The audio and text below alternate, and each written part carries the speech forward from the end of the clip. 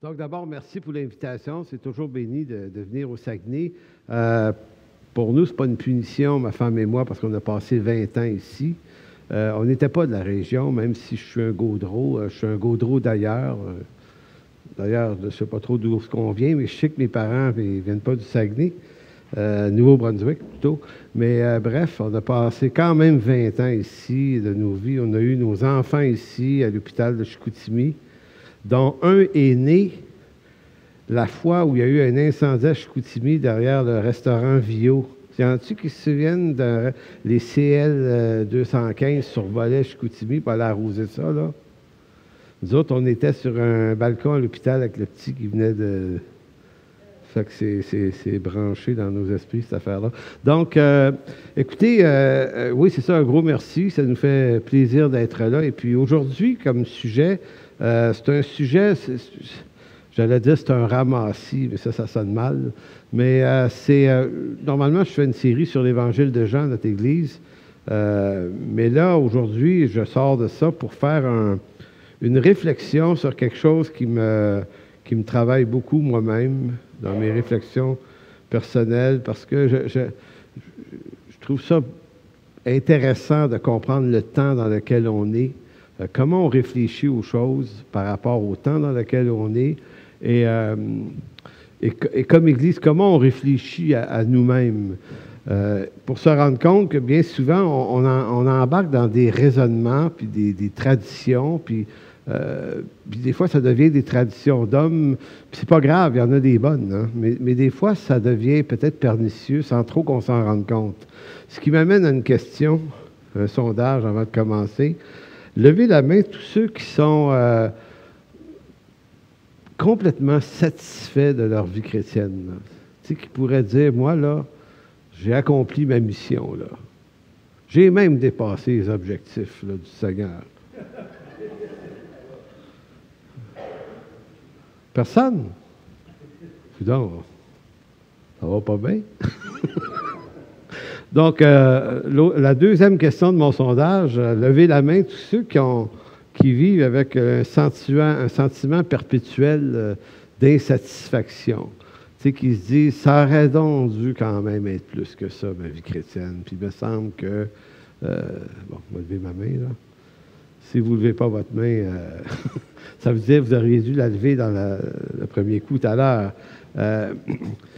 Ça peut paraître anodin comme question, mais la plupart des chrétiens, là, lorsqu'on leur parle, puis quand on fait du pastorat, comme je le fais depuis 38 ans, c'est un sentiment qui nous habite tous, sans exception. C'est au plus profond de nous-mêmes, on croit que Dieu est probablement déçu. Ses attentes étaient plus grandes pour nous que ce que nous, on a fait. Et au fond, la plupart du temps, ce qu'on a surtout à lui présenter, c'est nos péchés. Ça, on en a pas mal, des choses à dire là-dessus. Fait qu'on n'a pas, des trucs de grande valeur à y apporter, mais on a surtout des fardeaux, puis des fautes, puis des repentances. Et puis, donc, ce qui fait que la vie chrétienne a fini par devenir lourde, elle devient culpabilisante, et puis on se résigne, on persévère dans ça, puis on se dit, bof, qu'est-ce que tu veux, c'est comme ça, puis comme on dit au Saguenay, ben, qu'est-ce que tu veux faire? Hein? Ça, on entend ça souvent. Qu'est-ce que tu veux faire? J'ai appris cette expression-là ici. Mais vous savez, pourtant, le texte qu'on va lire, Matthieu 11, 28, nous dit que le fardeau de Jésus, il est supposé être doux et léger. Donc, d'où ma réflexion ces temps-ci, ben pourquoi c'est pas clair qu'on le ressent comme ça? Puis pourquoi on a plutôt l'impression que les exigences du Seigneur et de la foi sur nos vies sont beaucoup plus lourdes à porter en termes de responsabilité et d'engagement que ce qu'on a été capable de porter. Fait qu'on a l'impression d'avoir été paresseux, manque de zèle, trop charnel, puis là, on pourrait partir sur la flopée de mots qui viennent avec ça. Donc, lisons le texte de Matthieu 11, 28 qui dit « Venez à moi, vous tous qui êtes fatigués Le mot fatigué, là, c'est dans le grec, c'est le mot épuisé. Là. Épuisé, c'est pas un peu. Et bon, donc, fatigué et chargé. Le mot chargé, là, parle d'une lourdeur ajoutée à la lourdeur qu'on a déjà. Donc, c'est plus que ce qu'on est, c'est en plus d'une charge ajoutée. Donc, venez à moi, vous tous qui êtes épuisés et qui portez une lourdeur extrême, et je vous donnerai du repos. Prenez mon joug sur vous et recevez mes instructions, car je suis doux. Le mot doux veut dire aimable et gentil. Donc, je suis doux et humble de cœur, et vous trouverez du repos pour vos âmes, car mon joug est doux. Et le mot grec, ici, se traduit par un mot souvent utilisé au Saguenay. Plaisant. C'est pas une blague. Il dit, mon joug est plaisant et mon fardeau léger. Donc, la question qui vient, c'est quoi le décalage entre ce qui nous arrive, comment on se sent, et la proposition que Jésus nous fait. Lui nous dit, moi, ce que je vous propose, c'est plaisant, puis c'est pas épuisant. C'est doux, c'est léger. Et donc, moi, je vous prends d'où vous êtes, fatigué et chargé, et je vous amène dans un repos. Donc, moi, ça m'interpelle. Je me dis, OK, il y a probablement quelque chose qu'on saisit mal, qu'on ne comprend pas.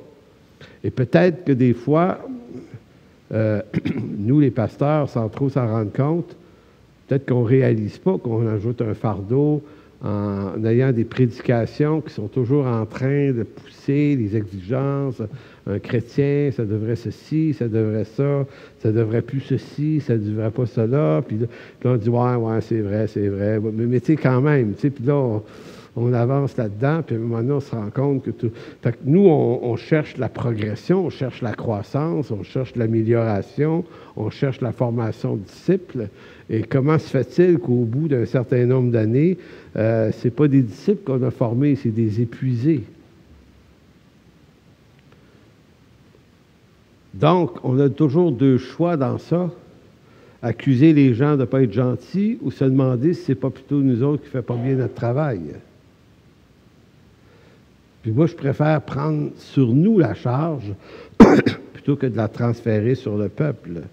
Parce que c'est notre ministère d'enseigner, d'instruire et de former des disciples aussi. Ce n'est pas qu'à nous à le faire, mais ça reste que c'est principalement pour nous. Donc, il y a trois possibilités devant le sentiment d'insuffisance qui nous accable tous. Il y a peut-être trois manières qu'on gère. Là. Je ne sais pas, je ne vous ferai pas lever la main à savoir qu'est-ce qui vous ressemble le plus. Donc, on peut se dire, bon, je vis ma vie chrétienne en mode échec.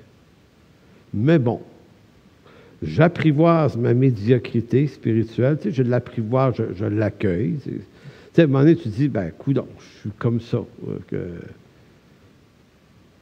Donc, je l'apprivoise, je me pince le nez en espérant que Dieu sera clément, pas trop sévère envers moi, lors de ma céleste rencontre avec lui. Je ne sais pas si ça vous habite, cette idée-là, de dire, il est quand même gracieux. Tu sais, je mettais un article cette semaine dans lequel je rappelais une chanson de la chanteuse Petula Clark des années 60 qui disait « Tout le monde veut aller au ciel ».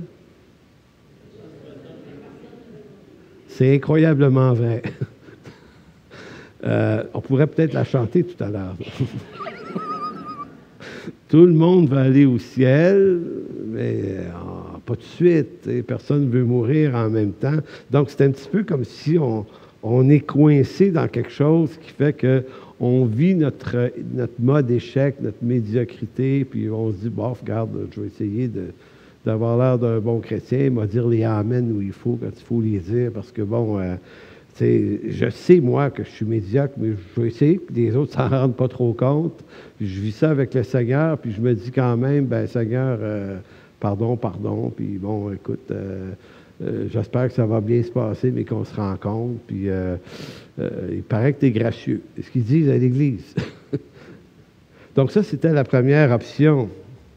La deuxième, Donc, après avoir longtemps fait de l'anxiété de performance, vous savez ce que c'est, de l'anxiété de performance? C'est viser haut, là, puis, mais d'en être anxieux.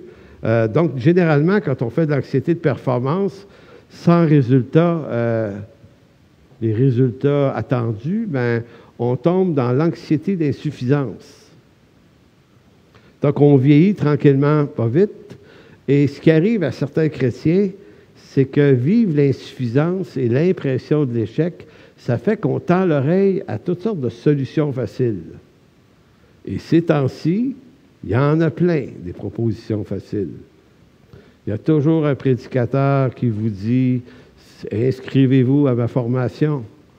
Les 8 clés du succès de ta vie chrétienne. » C'est quoi j'ai vu? L'autre fois, c'est « Nous allons vous enseigner comment... » C'était pas le verbe déclencher, c'était comment... comme si ton appel et ta réussite dorment. Et nous, le Seigneur nous a montré comment réveiller ça. Et là, toi, tu dis, ah, ben,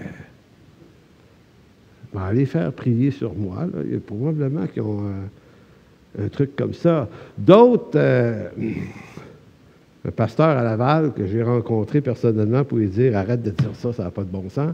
Mais lui, c'était... Ton problème de médiocrité, il est dû à un phénomène de possession démoniaque. Il y a des esprits méchants qui sont rentrés il y a 4 ou 5 générations dans ta famille par tes grands-parents qui ont fait quelque chose. Et là, il y a une malédiction ancestrale et familiale sur ta famille. Ce qui n'existe pas dans l'Écriture, mais qui existe dans les fabulations évangéliques à haut niveau d'intensité, de quantité. Moi, je me souviens, quand je vivais au Saguenay, il était passé un homme une fois ici, qui venait de la Californie, parlait bien français, puis il avait loué l'hôtel à Chicoutimi, là, l'hôtel Montagnier, c'est ça. Il y avait un local là-dedans, puis il avait loué ça, puis c'était de la délivrance, et puis c'était dans le temps du Toronto Blessing, je ne sais pas s'il y en a qui se souviennent de ça, 1995-96, quand le monde tombait à terre et jappait. Il y en a-tu qui se souviennent de ça? Oui. En tout cas, ce prédicateur-là, il dit... Fait que moi, il me demande pour aller jouer du piano. Moi, j'acceptais de jouer du piano ou n'importe qui dans ce temps-là. Aujourd'hui encore, en passant, j'aime ça jouer du piano, mais fait que je m'en vais là, moi. J'installe mon piano, puis en même temps, je vivais quelque chose dans ma vie. Puis je me disais, ben peut-être que c'est ça que j'ai besoin. Fait que j'étais là. Puis il y avait plein de monde, plein d'églises, puis pas juste charismatique, pentecôtiste, mais tu sais, j'avais l'impression que c'était tous les croyants insatisfaits d'eux-mêmes, de la région, étaient là. Puis tout le monde se disait, comme moi, ben, il manque peut-être quelque chose. Et c'est pour ça que ça déclenche pas. Fait que... Et dans notre église, il y avait plusieurs personnes qui avaient invité des contacts, des amis pas chrétiens, qui s'étaient dit, ben, venez, puis... et dont M. Dupont, que M.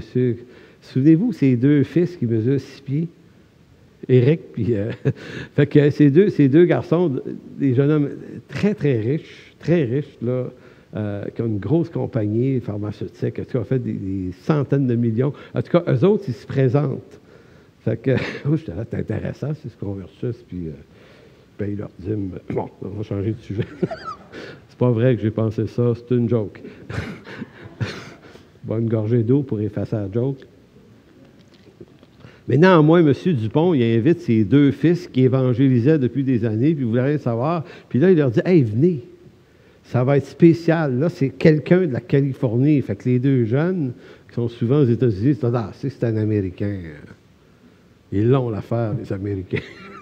Les 2 gars sont venus.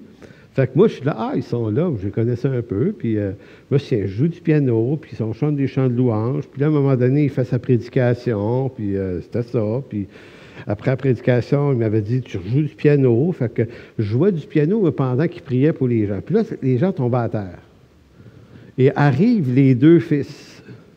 Puis ils étaient juste à côté de mon piano. Puis c'est des grands Jack, là, c'est pas des petits gars, là. Et là, ils prient pour eux autres. Les 2 ont perdu connaissance. Bang! Mais il y en a un qui a failli tomber sur mon piano. Mon piano était suspendu sur deux chaises. Il a tombé. S'il était tombé, il aurait fendu mon piano en deux. Il a vraiment tombé dans mon piano. Fait que moi, je ne voulais pas arrêter de jouer ma toune. Je me souviendrai tout le temps. Je me lève, je mettais la main sur son épaule.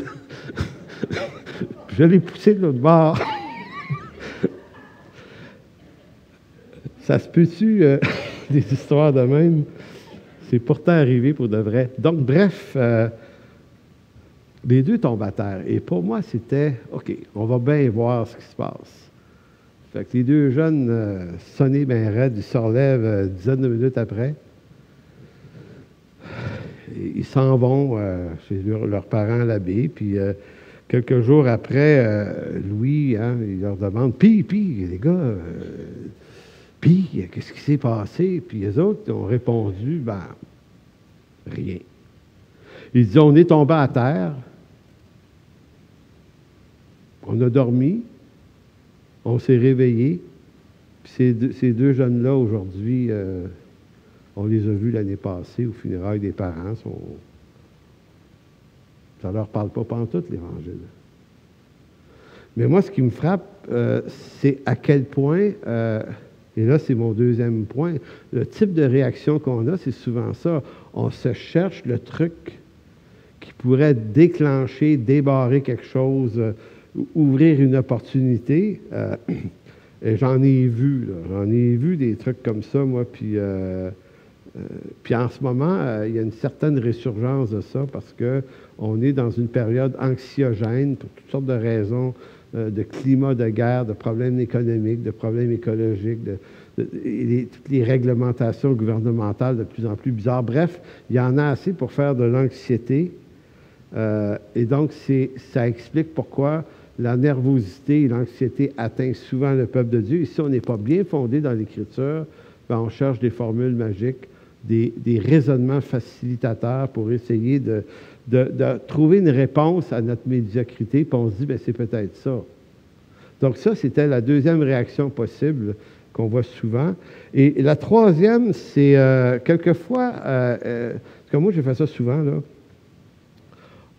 on se projette dans l'avenir. Si on est plus jeune dans la foi, on se dit, OK, j'y arrive pas vraiment encore, mais plus tard, je vais y arriver.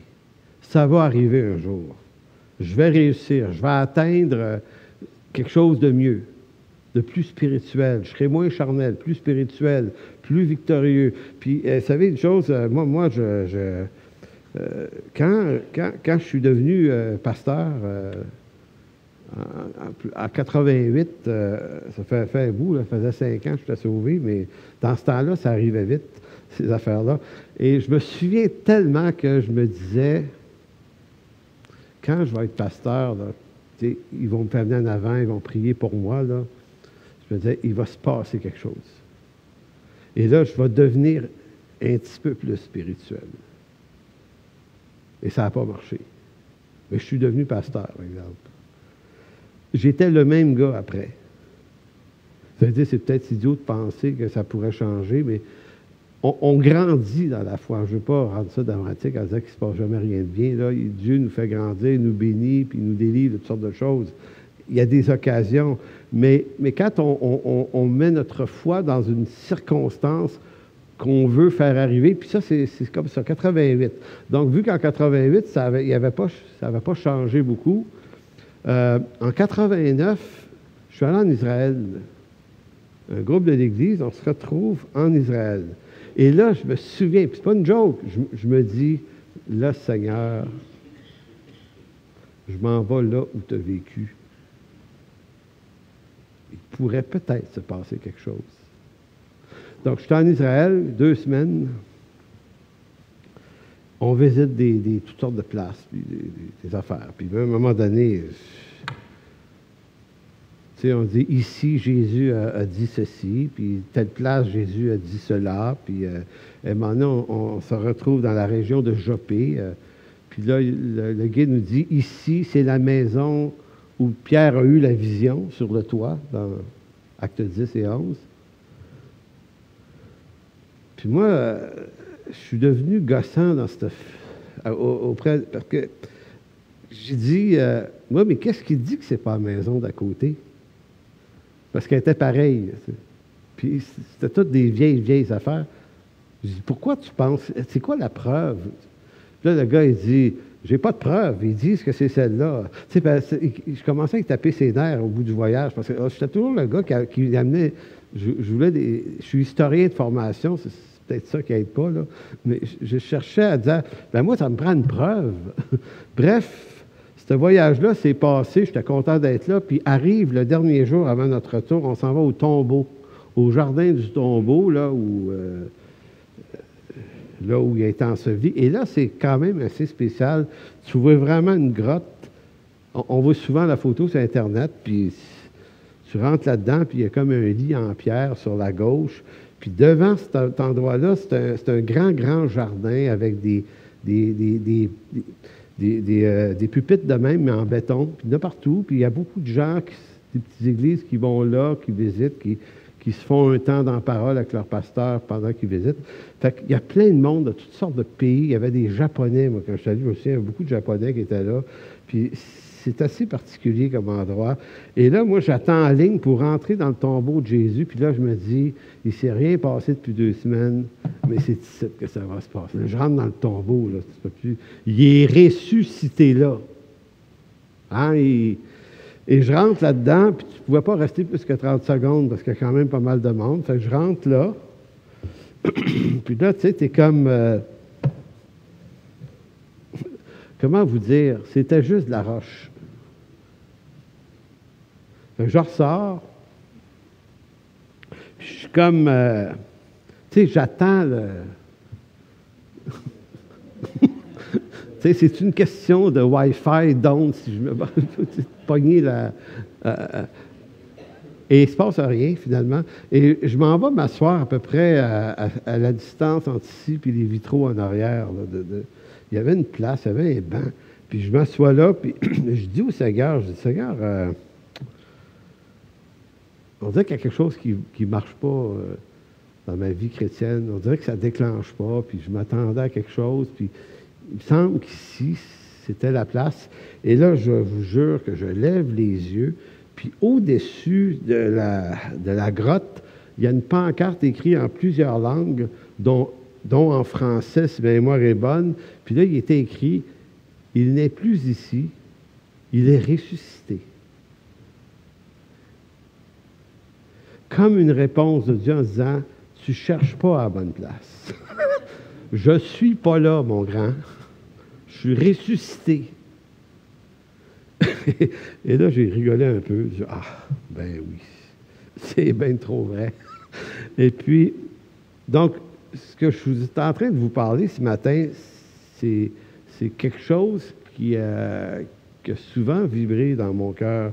Donc, c'était l'idée que lorsque je serai plus vieux, lorsque je serai plus grand, lorsque j'aurai étudié, lorsque je serai pasteur, lorsque ceci, ou dans 10 ans ou dans 20 ans, je vais être une meilleure personne, un meilleur chrétien, je vais témoigner plus, je vais prier plus, je vais avoir plus de victoires. Et oui, mais pas tant. Et il faut réaliser un jour ou l'autre qu'on reste vraiment la même personne. Je ne suis pas en train de vous dire qu'on n'a pas de victoire du tout, là. Je ne veux pas que vous compreniez ça. Mais pas tant. Pas tant. Puis des fois, j'entendais des gens parler de leur vie chrétienne comme s'ils étaient passés de l'enfer au ciel du jour au lendemain. Puis quand tu les côtoies, ces gens-là, ben, tu te dis des fois, c'est peut-être juste une façon de dire les choses, parce que quand tu les regardes aller, ben, pas tant. Pas tant que ça. Puis on se dit ça de notre propre Église. On se dit, ouais, notre Église, tu sais, nous autres, on est ici ou là, puis il me semble qu'on devrait rayonner plus que ça, puis ça devrait rouler notre affaire, puis on devrait s'être impliqué dans ci, puis dans ça, puis faire ci, puis faire ça, puis un jour, on sera une plus vraie Église.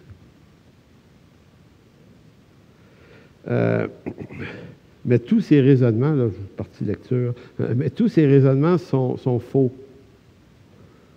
Vous ne serez pas un meilleur chrétien dans plusieurs années.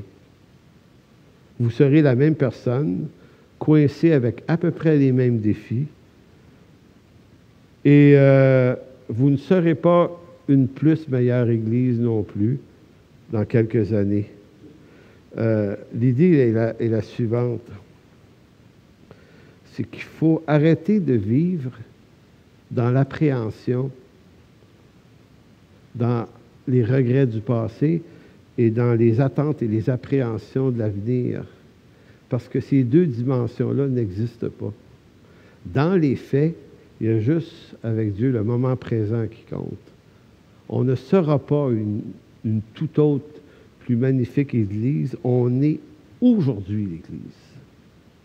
L'Église du Seigneur, ici, à Jonquière, bien, c'est parfaitement vous autres. De notre point de vue, il nous manque ceci, cela, mais du point de vue de Dieu, c'est parfait comme ça. C'est-à-dire qu'il y a énormément de fardeaux qu'on s'invente nous-mêmes. Donc, vous êtes l'Église que Dieu veut qu'elle soit parce que vous êtes aimés de lui parfaitement aujourd'hui. On ne doit pas faire violence à son Église en la rêvant de façon différente, en la sublimant. Elle est ce qu'elle est dans sa perfection par la grâce du Seigneur Jésus-Christ. Parce que le Seigneur est le Seigneur de toute la terre et il est tout autant et encore plus le Seigneur de son Église et donc Seigneur de cette magnifique Église ici. C'est aujourd'hui. C'est important pour une Église de prendre ça en considération. On vit ce qu'il y a à vivre en ce moment, on s'encourage dans ce qu'il y a en ce moment, puis on décroche de ce qu'on pense que ça devrait être, parce que toutes les fois qu'on imagine ce que ça devrait être, c'est comme si on méprisait ce qui est donné par Dieu en ce moment. On se dit, ouais, mais il devrait y avoir plus des fois, il devrait y avoir plus de jeunes, il devrait y avoir plus de ceci, on devrait faire plus de cela. Puis on est toujours dans la sublimation de ce qui devrait. Et c'est comme si à un moment donné, Dieu a envie de nous dire, hey, arrête. Vous êtes ce que je vous appelle à être. C'est ordinaire. L'Église est ordinaire. C'est le Seigneur qui est extraordinaire. Et d'ailleurs, quand vous regardez notamment l'Évangile de Jean, un des gros problèmes de la première génération, de ceux qui ont accueilli Jésus, là, c'est qu'ils ne l'ont pas reconnu parce qu'il était bien trop ordinaire. Ils attendaient un Seigneur glorieux qui allait les libérer des Romains et de toutes sortes d'affaires, puis un Seigneur plus grand que nature, plus lumineux, plus... Et finalement, il arrive Jésus, que prophète Jérémie avait dit, humble et sans apparence. Paul va dire, il n'y avait rien pour attirer les regards, tu sais, Ésaïe 53, là. Et humble et sans apparence, c'est Paul qui le dit dans Philippiens 2. Mais vous voyez, la vraie description du Seigneur, il était un homme parmi les hommes. Il était tellement ordinaire que dans Jean 14, quand il annonce qu'il va partir, puis que ses apôtres paniquent un peu parce que « Ah, faut que tu partes, faut que tu restes. » Puis, et là, c'est comme Philippe dit au Seigneur, il dit « Ouais, mais Jésus, montre-nous le Père et cela nous suffira. » Voulant dire, c'est parce que tu es tellement ordinaire que c'est pas impressionnant tant que ça.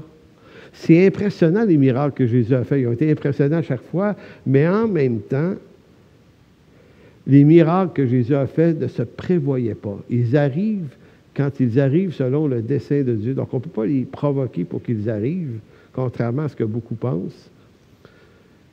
Puis, entre des miracles, on était avec Jésus, puis il se passait plein de choses. Il y avait des foules. Je disais ça à notre église la semaine passée. L'Évangile de Matthieu rapporte 49 foules. 49 foules. Avec des milliers de personnes à chaque foule. Fait que multiplier des milliers de personnes par une cinquantaine de fois, c'est des centaines de milliers de personnes qui ont vu Jésus, là. Et quand on se retrouve Quand on se retrouve dans la chambre haute dans Acte 2, il y en a juste 120 qui sont là. Sont où, ces foules-là? Ils ont entendu, ils ont vu, ils ont été témoins de miracles extraordinaires de la part de Jésus. Et il ne s'est rien passé. Il s'est passé du spectaculaire peut-être des fois avec Jésus, mais il ne s'est pas passé de conversion. Puis il faut y réfléchir à ça parce que notre réflexion doit dépendre de ce qui s'est vraiment passé et non pas de ce que nous, on a envie de sublimer qu'on voudrait qu'il se passe. C'était quand même assez ordinaire. Mais Dieu est extraordinaire. Donc, si on entre dans l'imagerie de ce que ça devrait être extraordinaire, bon, on se fait violence à nous-mêmes, on fait violence à l'Église, on se fait violence à tout ça, parce qu'on est toujours dans l'insatisfaction des cibles qu'on n'atteint pas, cibles qu'on s'est probablement inventées nous-mêmes. Là. C'est nous autres qui avons mis ça. Là. Nous autres, on s'est dit, hey, nous autres, là, dans tant d'années, on va être rendus là, là. Puis dans tant d'années, on va atteindre telle affaire. Puis nous autres, on se met des objectifs à plus finir. Puis si on ne les atteint pas, on se met en mode échec, puis on se dit, hey, ça ne marche pas, notre affaire. Puis là, on tombe dans une espèce de cycle d'insatisfaction et d'insuffisance. Puis on ne sait plus où on s'en va. On se demande si on a encore le droit de continuer d'exister. On devrait tout arrêter ça ou on continue.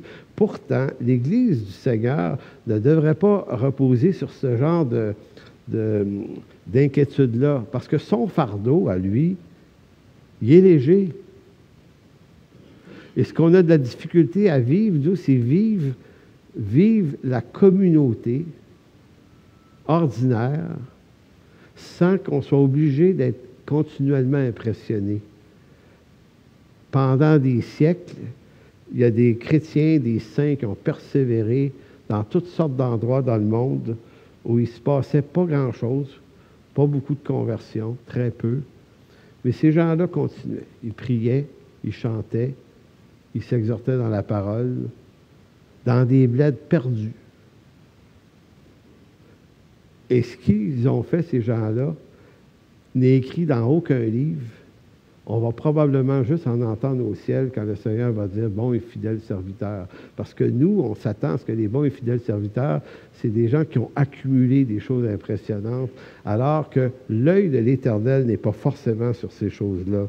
Le piège insidieux est là parce que nous croyons que la grâce de Dieu, parce que là, on se dit, si on n'y arrive pas, c'est parce que on est paresseux, pas bon, trop pécheur. Donc, on se met à imaginer que la grâce de Dieu pour nous en ce moment est une grâce d'exception temporaire. On est tellement mauvais puis pas bon. Mais Dieu, une chance qui est bon. Donc, en attendant qu'on s'élève au rang de la sainteté suffisante pour enfin lui plaire, ben on se dit, OK, Seigneur, merci pour ta grâce. Donc, c'est comme si on se comportait comme des mendiants quêteux de la grâce qui, c'est comme ça on disait, il me semble qu'on abuse de la patience de Dieu. Puis là, on dit, Seigneur, fortifie-nous, donne-nous une chance, on va être meilleur dans un an. On va être meilleur dans un an. Puis là, l'année d'après, pas tant, pas tant. Jusqu'au jour où on découvre par l'Évangile que l'anxiété de performance, parce que c'est ça, l'anxiété de performance, que l'on s'impose, ne venait pas du Seigneur, mais de nous-mêmes. Elle vient d'une culture. Elle vient de la culture chrétienne dans un monde capitaliste. Et le problème ou l'avantage du capitalisme, parce que c'est selon, le capitalisme, c'est une théorie, mais qui s'impose à grandeur, qu'on le sache ou pas, qui dit que pour tout effort, il doit y avoir un rendement. Tout le temps. Et on ne réalise pas à quel point cette idéologie-là nous pénètre jusque dans les os. Donc, on a de la difficulté à vivre la foi pour la foi. On a de la misère à connecter sur l'idée que on n'est pas des gens qui devront faire arriver plein de choses. On devrait être des gens qui devraient attendre que le Seigneur fasse arriver quelque chose. Et d'ici là, savoir rester tranquille, rester fidèle et rencontrer le Seigneur. Donc, d'ici le retour du Seigneur, on va aller à l'Église, on va apprendre à prier, ou on va continuer, on va apprendre à chanter, On va continuer la communion fraternelle, on va continuer à partager notre foi, témoigner. Mais dans toutes ces choses, dans toutes ces nécessaires occupations qui sont l'Église, on va cesser de se mettre une pression pour faire arriver quelque chose. Dans l'histoire de l'Église, quoi qu'il soit arrivé, il y a eu des réveils, il y a eu toutes sortes de choses, ils sont toujours arrivés par la volonté de Dieu, jamais celle de l'homme. Nous, on imagine là, que c'est parce que des gens ont prié, puis ont imploré le Seigneur pour qu'un réveil arrive, que le réveil est arrivé.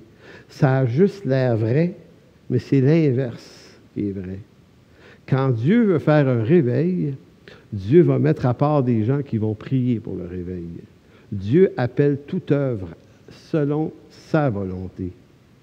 Dieu fait toutes choses en chemin dans son temps à lui. Et tout ce qu'on n'a pas fait comme Église, qu'on aurait voulu faire, mais qu'on n'a pas fait, on ne l'a pas fait parce que ce n'était pas sa volonté. Parce que toute chose qui est selon sa volonté va arriver. C'est Dieu qui est Dieu. Il n'y a pas besoin de notre aide, c'est nous qui avons besoin de son secours. Et Dieu nous fait la grâce de nous rendre participants de son œuvre. Et quand on commence à regarder les choses comme ça, on apprend à relaxer, à persévérer. On persévère quand même. Et on ne se dit pas que parce qu'il n'est pas en train de se passer grand-chose, c'est donc que Dieu n'est pas là. Dieu est toujours là, puis vous allez voir à quel point c'est vrai dans l'Écriture. L'Écriture défend ce que je suis en train de vous dire. Donc, la foi biblique n'a de réalité que dans l'attente persévérante de ceux qui croient en lui, alors que bien souvent, rien n'arrive sinon des épreuves qui viennent approfondir notre confiance en Dieu, même si ça prend du temps. Et regardons les héros de la foi de l'Ancien Testament. La lettre aux Corinthiens nous dit que ce qui leur est arrivé, pourquoi? Pour nous servir d'exemple. Paul dit, prenez exemple. Vous voulez savoir c'est quoi marcher avec Dieu? Regardez les hommes de l'Ancien Testament. Fait qu'on va faire ça rapidement, vous allez voir, c'est stupéfiant. Donc, dans Exode chapitre 2, verset 23,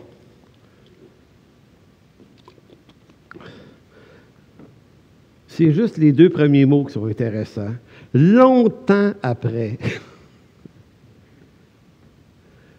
Avec une concordance, je me suis amusé à dire, il y en a combien dans l'Écriture des longtemps après? Maintenant, si on est dans Exode 2, c'est longtemps après quoi, d'après vous?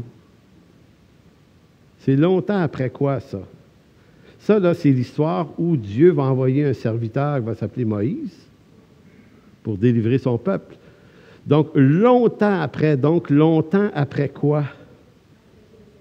Après Joseph. Avez-vous une mince idée du nombre de siècles qui s'étaient passés? 430 ans, certains diront. Donc, longtemps après, le roi d'Égypte mourut et les enfants d'Israël gémissaient encore sous la servitude et poussaient des cris. Ces cris que leur arrachait la servitude montèrent jusqu'à Dieu, et Dieu entendit leurs gémissements et se souvint de son alliance avec Abraham, Isaac et Jacob. Dieu regarda les enfants d'Israël et il eut compassion. Donc, vous avez deux choix. Vous pourriez vous dire, Dieu agissait pas parce qu'eux ne demandaient pas. Et là, ils ont demandé. Ah oui, c'est ça qui est dit. Dieu entendit leurs gémissements et se souvient de son alliance avec Abraham, Isaac, Jacob. Fait que là, on peut voir la séquence comme, il faut que le peuple de Dieu se lève. Et Dieu va se lever après. Donc, si vous décidez d'adopter cette approche, c'est donc l'homme qui fait arriver le dessein de Dieu. Mais c'est une erreur. Parce que dans Genèse 15, 13, mais là, je n'ai pas besoin d'avoir la séquence, le texte, à moins qu'ils choisissent de le mettre, parce que je ne l'ai pas écrit. Dans Genèse 15, 13, Dieu avait averti Abraham que sa descendance serait retenue. Ah, c'est encore mieux. Et l'Éternel dit à Abraham que tes descendants seront étrangers dans un pays qui ne sera point à eux, ils seront asservis et on les opprimera pendant 400 ans. Donc, là, ici, ça pose la question différemment sur le texte. Tu dis, OK, c'est-tu eux qui ont réveillé Dieu ou Dieu qui leur dit d'avance que vous dormiez ou que vous ne dormiez pas, il va se passer 4 siècles. Il l'avait dit à Abraham. Maintenant, la question, c'est pourquoi 400 ans? Moi, ça me remet en question. Moi, je suis un hyperactif, ma femme pourrait vous le dire, je suis toujours pressé. Hein? Vite, vite, vite. C'est urgent, vite. Et là, je suis confronté en ce moment avec cette réflexion-là qui me fait du bien, mais qui me brasse, parce que c'est comme si Dieu disait, « Regarde, Réal, c'est toi qui es pressé, là. Moi,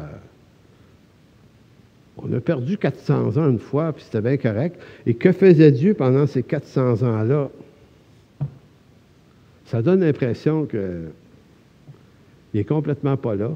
Mais Dieu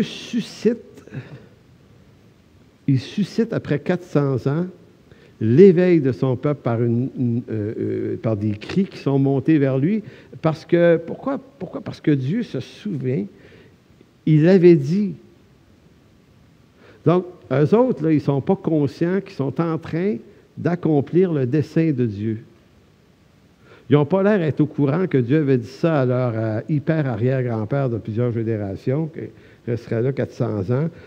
Ils sont en train d'accomplir la volonté de Dieu malgré eux. Et là, ça ne s'arrête pas là. C'est juste un début. Là, Dieu dit, OK, on va leur appeler un libérateur. Un libérateur. Lequel? Moïse. Moi, si j'étais Dieu, je l'aurais choisi adulte. Il ne faut pas perdre de temps. Il ne faut pas perdre de temps. Non, il l'appelle long de même, un bébé. Là, Seigneur, t'es déprimant, c'est décourageant. Il va falloir attendre qu'il grandisse. Ton peuple, il gémit, là. Tu dis, ouais. Mais j'arrive. Ben oui, mais c'est un bébé. Choisis un adulte, un gars déjà formé, je ne sais pas. Fait que Dieu dit, non, c'est comme ça. Fait que 40 ans qu'il se perd, là. Il se perd 40 ans. Et Moïse se retrouve dans les cours de Pharaon, dans les palais. Et là, au moment où lui, il catch que c'est peut-être lui le libérateur, qu'est-ce qu'il fait, Moïse? Il prend les choses en main. Il fait ce qu'on aime faire dans le plan de Dieu. On prend les choses en main. On dit, OK, on va arriver ça, là, wow, hey. En prenant les choses en main, il tue un Égyptien, puis il se retrouve dans le désert, combien d'années encore? 80, un autre 40 ans. Hey, donc, comprenez-vous qu'après qu'il ait gémi, crié à Dieu, il va se passer 80 ans. 80 ans. 80 ans. C'est le temps d'une vie de quelqu'un, ça, 80 ans. Et là, quand il y a 80 ans, Dieu va voir Moïse. OK, Moïse, on y va. Et là, Moïse a l'air à dire, hey, écoute, excuse, plus le temps, là, trop tard. Moi, je ne sais même plus de la langue, ça ne me tente plus. J'ai dit, non, Moïse, c'est pas toi qui décide, c'est moi l'Éternel. Tu y vas? Non, envoie-en un autre. Et la colère de Dieu s'enflamma contre Moïse. C'est intéressant, il n'est pas mort. Parce qu'il disait, la colère s'enflamme. Moi, je vois du feu là-dedans. Puis si la colère s'enflamme, je vois un homme rôti à terre. C'est supposé d'être ça. Mais non, il dit, OK, je vais y aller. Puis il s'en va avec son frère. Et là, il se passe du temps. Là. Il veut libérer son peuple. Puis Dieu dit, on va endurcir le cœur de Pharaon. Puis, ben oui, on va faire ça. 10 fois, on va faire ça. Et là, ils finissent par sortir. Puis il faut savoir qu'avant l'épisode de Moïse, il y avait l'épisode de Noé aussi. Hein? Noé, 120 ans construire un bateau. C'est pas pressé, là. Tu sais, moi, j'aurais mis une armée là-dessus. Je disais, hey, fais ça vite. T'sais, on passait d'un monde à un autre. Il y a toutes sortes de créatures bizarres et de démoniaques dans ce coin-là. Seigneur, on règle ça à soir, on bâtit le bateau, déluge dans un mois. 120 ans. Je suis en train de vous dire que notre Dieu n'est pas stressé comme nous, on l'est. Donc, il se passe 120 ans. Maintenant, Dieu appelle... parce que là, j'ai passé à Moïse, mais j'ai oublié de vous parler d'Abraham aussi. Abraham, vous savez qu'Abraham, Dieu l'appelle à avoir un enfant. Et puis Dieu décide d'attendre qu'il soit bien, bien vieux. Donc, on perd encore du temps. Et toutes ces années qui se perdent continuellement. Quand on regarde l'œuvre de Dieu du point de vue capitaliste, là, c'est une fête. Ça, en d'autres mots, il y a tout pour ce que humainement, ça ne fonctionne pas. Mais ce qu'on doit retenir, c'est que ça fonctionne avec le rythme de Dieu. Donc, Abraham, beaucoup de temps qui se perd là. Isaac, Jacob, les 12 fils. N'oubliez pas que c'est la famille choisie pour devenir le peuple de Dieu par lequel va naître le Messie. Arrive Joseph à un moment donné. Joseph qui est désigné pour être celui. Bref, une perte de temps. Il se fait vendre, il se retrouve en prison. C'est l'histoire de la Bible, c'est quand on la regarde, on l'étire là, dans toute sa longueur, c'est l'histoire du Dieu pas pressé, mais qui fait son œuvre en son temps à lui. Donc, quand Moïse libère le peuple, on disait qu'entre l'endroit où ils sont, en Égypte, où ils sortent, ils traversent la mer, et le pays de Canaan, 11 jours de marche. Ils avaient fait une ligne directe, 11 jours. J'ai entendu ça un jour, 11 jours. Dieu dit non, trop court. On va faire ça en 40 ans. Encore 40 ans. Israël va séjourner 40 ans dans le désert. Puis là, on pourrait avoir d'autres séquences. David, l'homme selon le cœur de Dieu, qui dans 1 Samuel 16 est loin pour devenir roi, il se passe 15-20 ans avant qu'il monte sur le trône. Pensons aux 70 années qu'Israël va séjourner en Babylonie aussi. 70 ans. Puis pensons à la prophétie qui est donnée à Daniel, qui lui dit que à un certain moment donné, le oint de l'Éternel va arriver à Jérusalem. Ce que Daniel appelle la fin des temps, les temps que lui annonce. C'est les temps de Daniel qui sont la fin des temps et non pas la fin des temps comme nous on l'imagine. Et entre le moment où Daniel fait cette annonce et le moment où la chose arrive, il se passe tout près de 5 siècles. Donc Dieu dit, OK, Daniel, là, enfin, le oint de l'Éternel, là, que j'ai annoncé dans Genèse chapitre 3, 15, là, ça s'en vient. Là, tu vas dire, hey, alléluia, alléluia, wow, OK, depuis le temps. Là, ça commence à faire des milliers d'années là, qu'on attend. Là. Et Dieu dit, oui, ça s'en vient. Quand? Dans 5 siècles.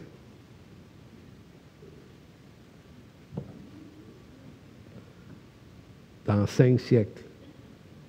C'est vrai, 5 siècles. Pourquoi? Ben, c'est moi l'Éternel.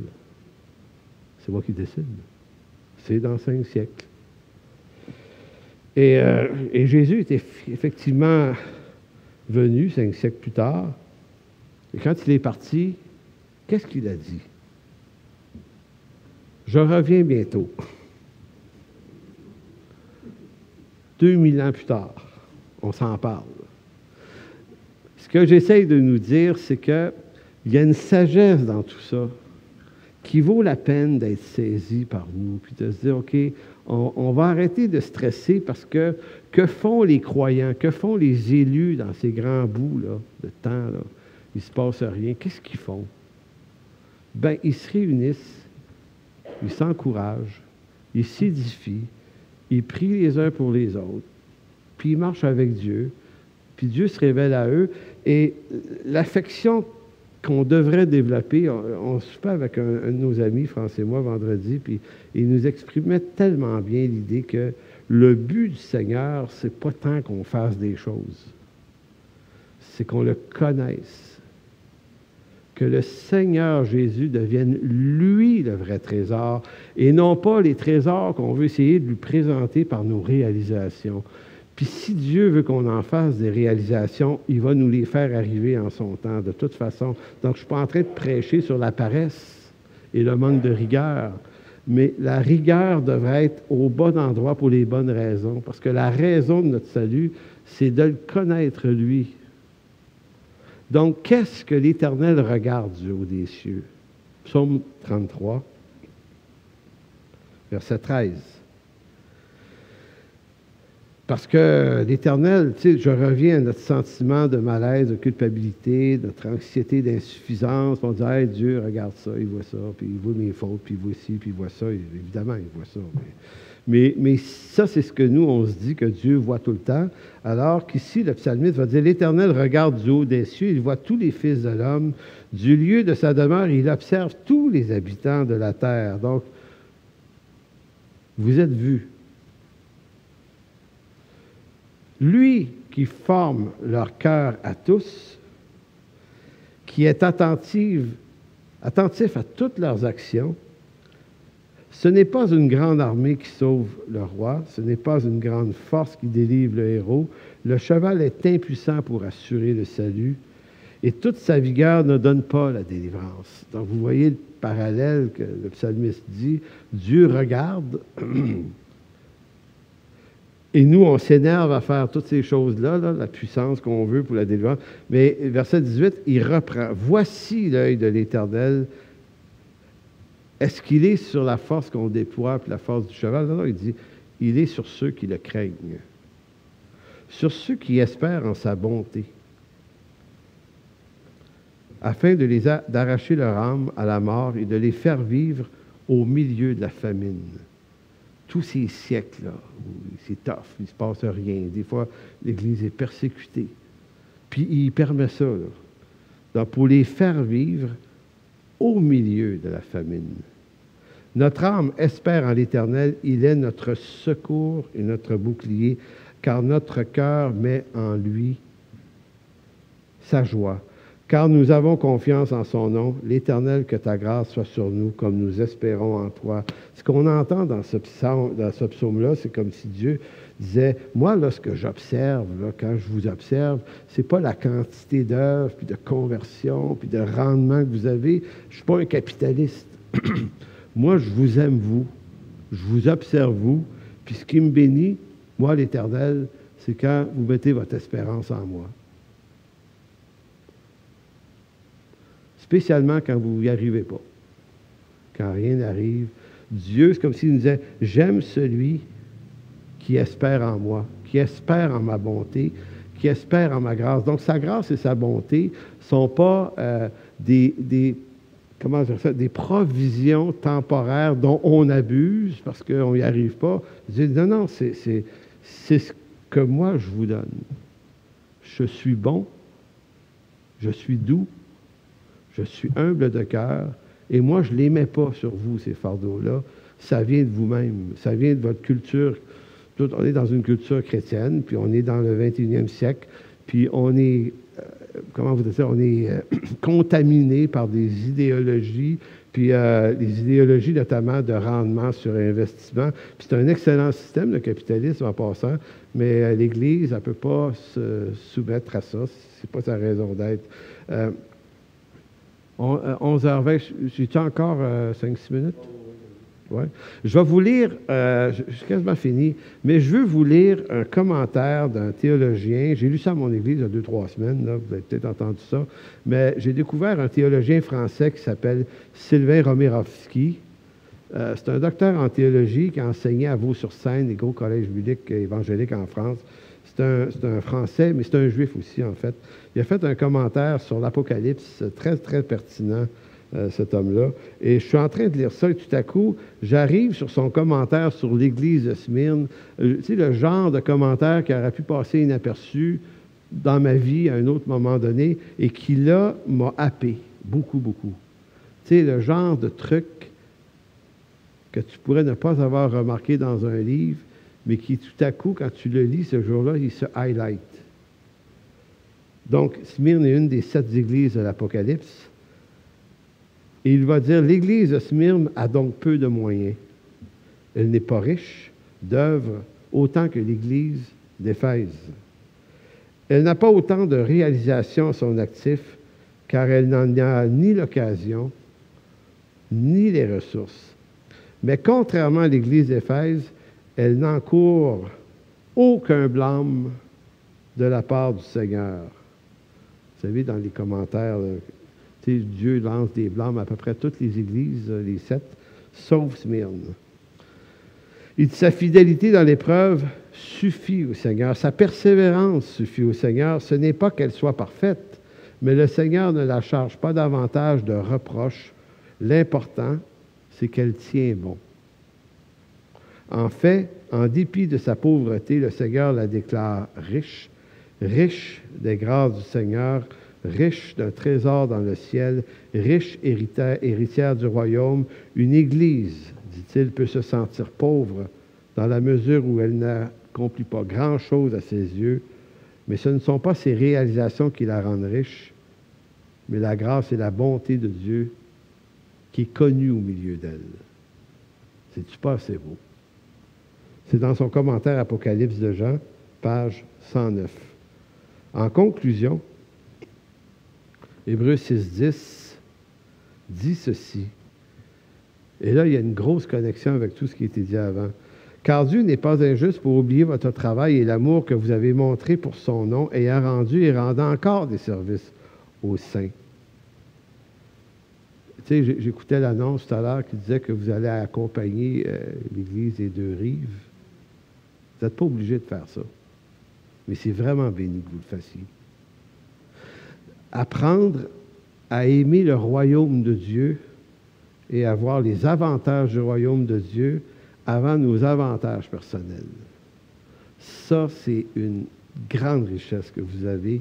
C'est ça que j'entendais dans l'annonce tout à l'heure. Je me dis, wow! Parce que généralement, on aime faire les choses qui rapportent à notre communauté. On se dit, ben là, tu sais, nous autres, excusez, on est occupés. Mais c'est béni de dire, non, on n'est pas occupé tant que ça. On veut l'œuvre de Dieu, on veut son œuvre à lui, on veut sa gloire à lui, on veut son rayonnement à lui. C'est pas grave qu'on ne rayonne pas tant que ça. Et c'est comme si j'ai l'impression qu'on a besoin d'être affranchi. Et le texte continue en disant, nous désirons que chacun de vous montre le même zèle pour conserver jusqu'à la fin une pleine espérance, en sorte que vous ne vous relâchiez point. Nous, on pourrait penser, ils font, ben, relâchez-vous pas dans la quantité énorme de choses que vous faites, mais ce n'est pas de ce relâchement-là. Il dit, ne vous relâchez point et que vous imitiez, écoutez bien, c'est ça le punch, là. Vous imitiez ceux qui, par la foi et la persévérance, héritèrent des promesses. Savez-vous de qui il parle? Ceux qui, par la foi, héritèrent des promesses. Il parle de toute la gang de l'Ancien Testament qui ont entendu des siècles. Il leur dit, ils sont des héros parce qu'ils ont persévéré en attendant que les promesses se réalisent. Écoutez, ils ont persévéré de père en fils. Quand c'est des siècles qui se passent entre la promesse et la réalisation, ils n'ont jamais vu la réalisation. Mais ils ont persévéré. C'est comme si Dieu disait, ça c'est bon. Ça, c'est grand. Ça, c'est béni. Ça, c'est la foi. Ça, c'est d'avoir de la persévérance. Ça, c'est d'avoir de l'espérance. Il n'y a pas besoin qu'il y ait des buzz à tout bout de champ pour nous réveiller. Dieu est toujours présent au milieu de nous parce qu'il nous aime. Amen. Alors, merci, Père, de bénir aujourd'hui ce moment. Je demande de bénir cette Église abondamment ici à Jonquière, Église qui persévère depuis si longtemps. Merci, Seigneur, de les bénir, de les encourager, de leur faire des clins d'œil aussi, parce que tu es bon, Seigneur, et tu soutiens ton œuvre. Alors, merci dans ton précieux nom, Jésus. Amen.